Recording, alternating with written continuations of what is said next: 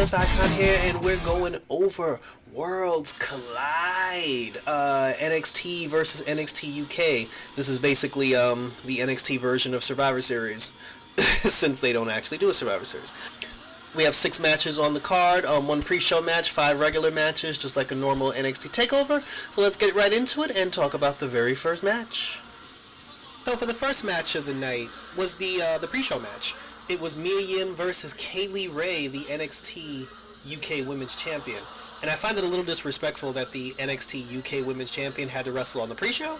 I don't know why this match couldn't have been on the main card, but c'est la vie. Good match between both women. The two of them actually work very well together, and they beat the hell out of each other. Like the two of them hit, like anything Mia Yim does hits hard.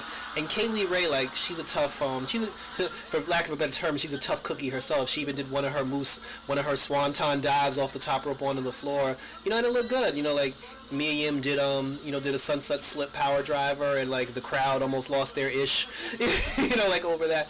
But in the end, thanks to some cheating, because Kaylee Ray rolled Mia Yim up, bitch grabbed the tights, she grabbed the rope, she fell on top of the ropes, like she done cheated everything under the sun, and Kaylee Ray picks up the victory, which isn't a surprise because again, she's the NXT UK Women's Champion, so she wasn't gonna lose that on the damn pre-show.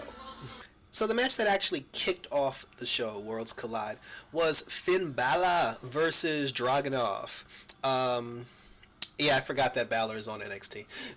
So, but honestly, this wasn't a surprise. I mean, the match was good. The match is very good, but it's a little disappointing for Dragunov because he fought Cesaro at a TakeOver UK event and he lost. Now he fights Finn Balor and he loses. Like Dragunov, like he's presented as like this big tough guy, like who can kick everyone's ass, but every single time he takes on someone who's not in NXT UK, he always loses. But Finn Balor's the draw, like he's the more popular wrestler, so it's just a shame that Dragunov got to do the JOB to Finn Balor. But with that being said, like the match was actually good. Like it was a good match. Dragunov, always him and Balor always put on good matches. So to see them both together was actually pretty cool. But Finn Balor picks up the W, and we're moving on with this one. Next up, we had a match for the new Cruiserweight Championship. Nice new belt.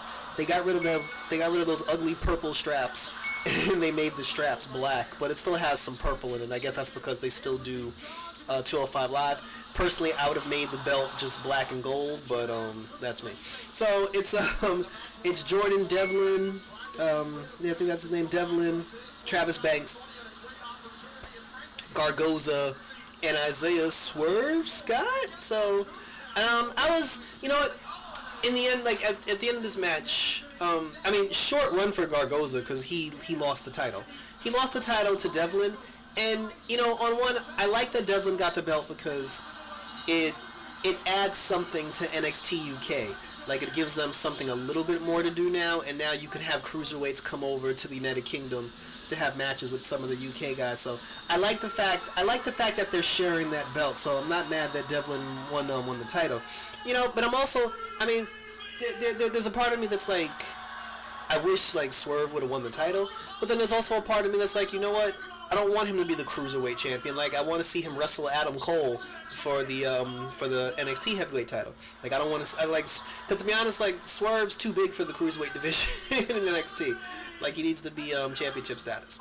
But, but good match. Good Cruiserweight match. Like I said, if you like the high-flying, the zippity-doo-dah, and all that other stuff, that match basically gave you everything you wanted. Good showing by all 4 people. And we have a new Cruiserweight champion, and he resides in the UK. So our 4th match now, 3 on the main show, quote-unquote, 4th match overall, is DIY versus Mustache Mountain.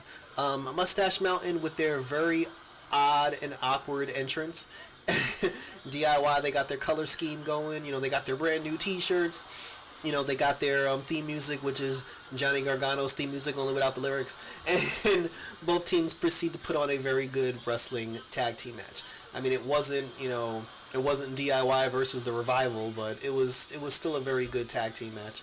And everybody did their tricks, they got all their stuff in, the little fake punches, and but in the end, DIY, it's like, come on, it's the return to DIY, so like you knew they weren't gonna lose this one. And at this point, DIY picks up the victory, and we're tied now. So we have NXT UK 2, NXT two as well. The 2-on-2 being Kaylee Ray, she won. Devlin is the Cruiserweight champion. Finn Balor got one, and DIY got one. So, like I said, 2-2, we're moving on to the next match.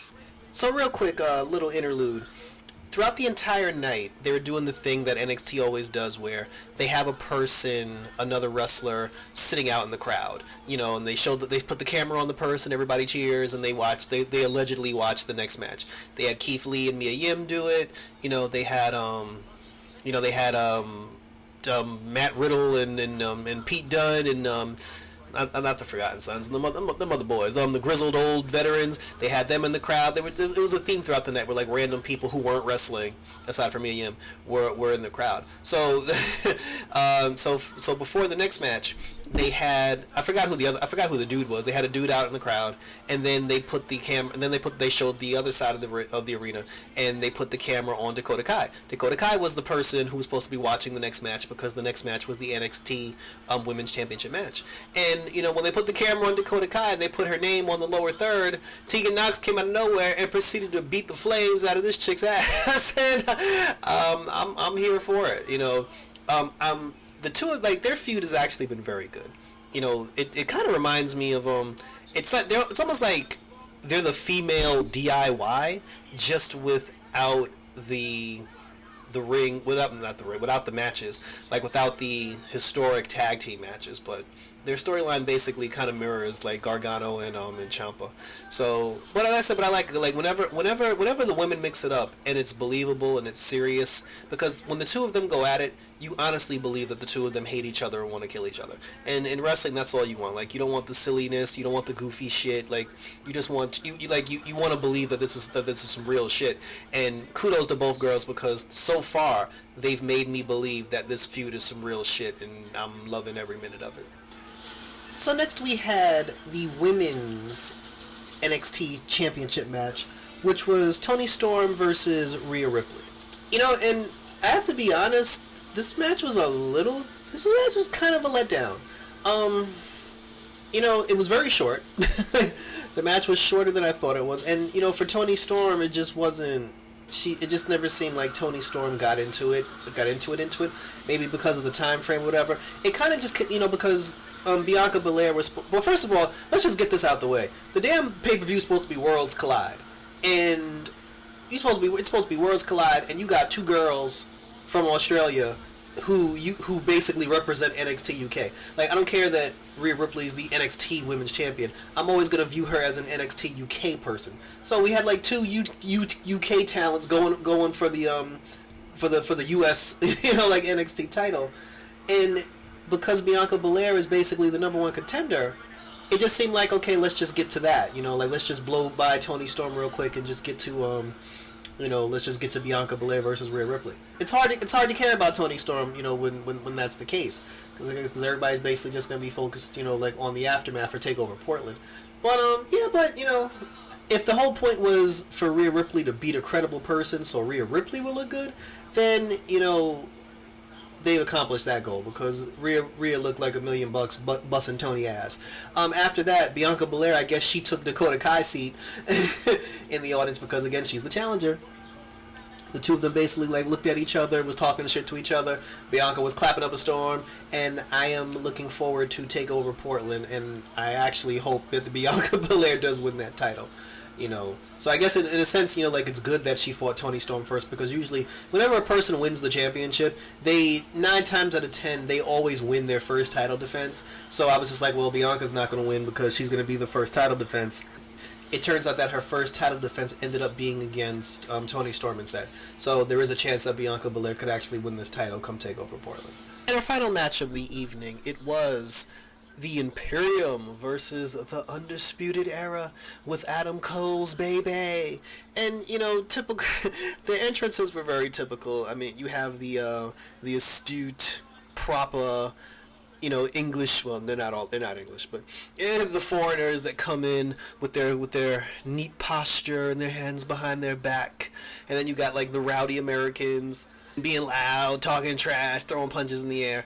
And so the match got off to a good start. The match got off to a very good start. Unfortunately, there was a moment during the match where Alexander Wolf, he was being double teamed by Fish and Strong, and they gave him like, you know, the double kick to the chest, and like Strong hit him from the back and from behind, and then Fish hit him from the front, and I think Bobby Fish accidentally like hit him in the chin or like actually bust him in the face, and the referee noticed it, that, you know, I guess his eyes were glazed over, or like, you know, he fell on his own arm. So when Fish tried to pin him, the referee was just like, well, that's not a good pin because his arm's under him. But then they realized the dude wasn't really responsive, so, you know, they threw up the X sign and they got Wolf out of there. And that's the same thing that happened to Liv Morgan when the Riot Squad fought against the Bella Twins, where Brie Bella went for it was supposed to be like kicks to the chest, you know, and in Brie's defense, you know, because Liv is a girl, you don't want to kick her in the breast, so you kind of go a little higher to avoid, you know, like the breast area. And I think, you know, and then Brie accidentally like hit her in the face and knocked her out. So, and it was pretty much the same thing here. And plus, like, Bobby Fish wears a damn knee brace anyway, so Wolf was out for the count. It ended up being a 4-on-3 for the rest of the match, with Imperium having the disadvantage. But despite the disadvantages, you know, the Undisputed Era were the ones that started this whole feud, because they attacked Imperium at the Takeover UK show, and Imperium got their revenge. You know, they beat, you know, the Undisputed Era with Walter getting the power bomb over Bobby Fish, so he got a little revenge for Wolf.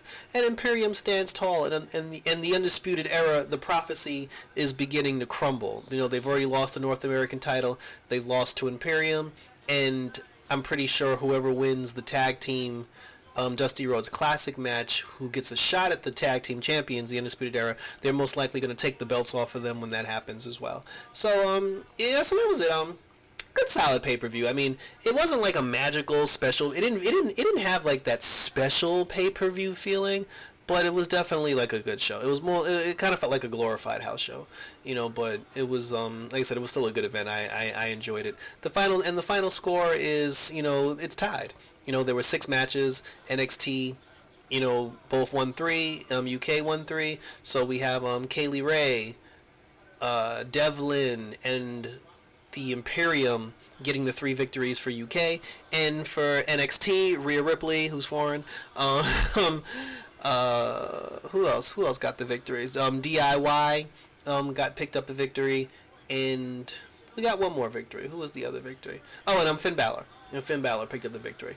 Unfortunately, like, none of the NXT victories resulted in bringing in championships. So, you know, but it's all good. So that was, like I said, good pay-per-view. Like, I like Worlds Collide, and I hope they actually do another one, because I actually did enjoy it. So that was it. That was Worlds Collide, WWE NXT UK pay-per-view. Decent show. Like I said, I enjoyed it. So thank you for tuning in, everybody. Check out my other videos for DCTV. We got the Royal Rumble coming up tomorrow. And until next time, for Worlds Collide, as always, I'm out this bitch.